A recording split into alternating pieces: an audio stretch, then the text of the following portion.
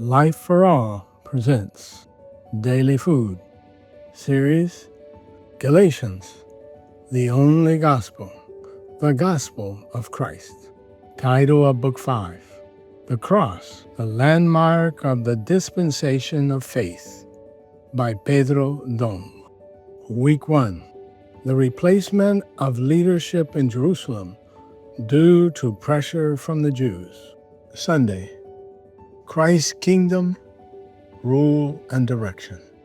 Read with prayer. And as many as desire to make a good showing in the flesh, these would compel you to be circumcised, only that they may not suffer persecution for the cross of Christ. Galatians chapter 6, verse 12. After Peter and John were released from prison by an angel without leaving a trace, they returned to teach the people. Questioned again by the high priest, Peter was once more bold in testifying to the facts of the dispensation of faith.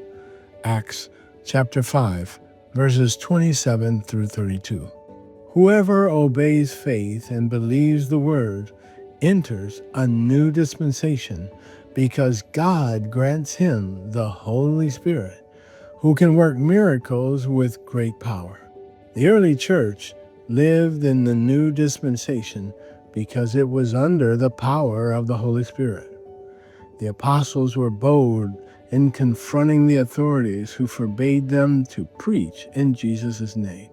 They recognized that they had to obey God first and continue to preach faithfully the word. In the 6th chapter of Acts, we see the passage about Stephen, who, full of faith and power, did great wonders and signs among the people, and they were not able to resist the wisdom and the spirit by which he spoke. Verses 8 and 10. Then the synagogue authorities bribed men to accuse them of blaspheming Moses and God, and they stirred up the people and presented false witnesses who testified against him. Chapter 6, verses 11 through 14. What was, quote-unquote, stuck in their throats was the fact that the church no longer preached the law of Moses, but preached the resurrection of Jesus. Moreover, in the face of the power that the Holy Spirit manifested through the church, they could do nothing. This was changing the customs of the nation of Israel, which is founded on the law. When the foundations, which is practically its institution, of a nation are shaken, the whole nation is shaken. In this context, those in power feel threatened and are only concerned with maintaining their position. The introduction of a new way of life preached by the church began to disturb those in power until it reached the point of exploding, culminating in Stephen's death. Before he was killed, as we see in the 7th chapter of Acts, Stephen presented his defense to the Sanhedrin.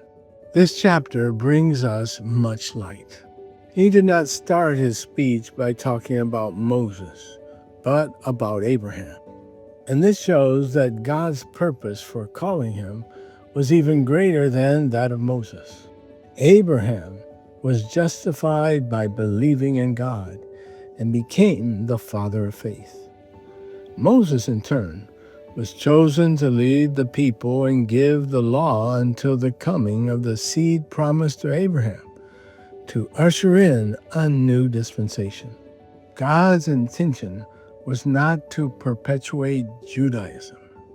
He wanted to bring in a new dispensation to fulfill his will, to make Christ head up all things.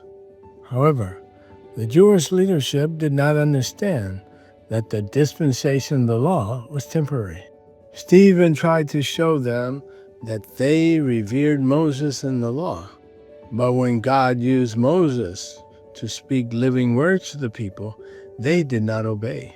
Stephen showed them that throughout the ages, God had always sent messengers, prophets, who speak for him, and they despised them. They killed the prophets who announced the coming of Jesus, and they killed Jesus. When the discourse reached that point, the pressure cooker exploded. They had reached their limit and wanted to silence the church by any means necessary. That was the last straw.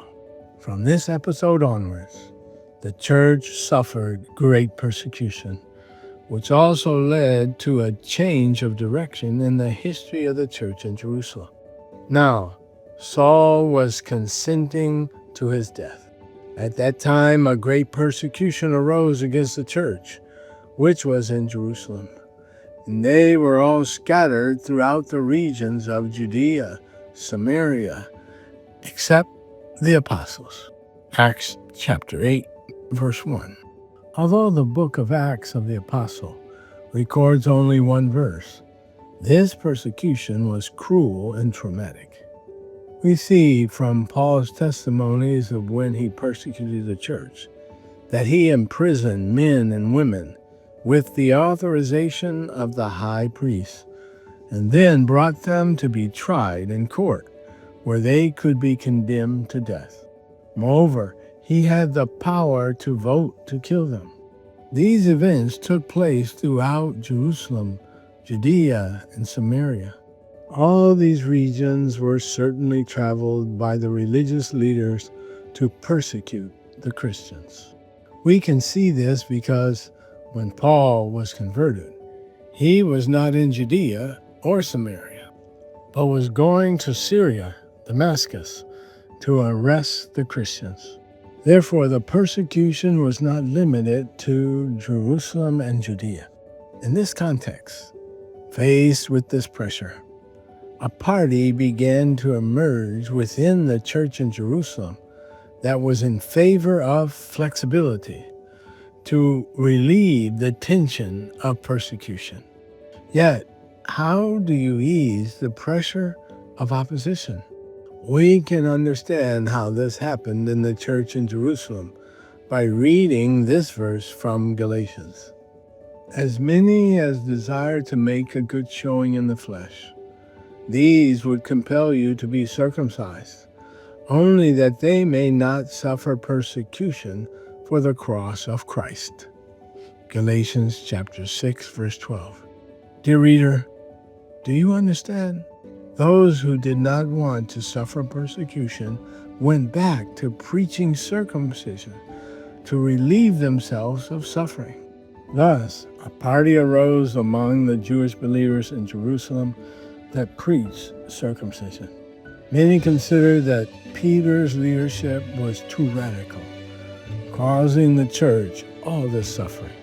Now, we can better understand what happened in the history of the church in Jerusalem.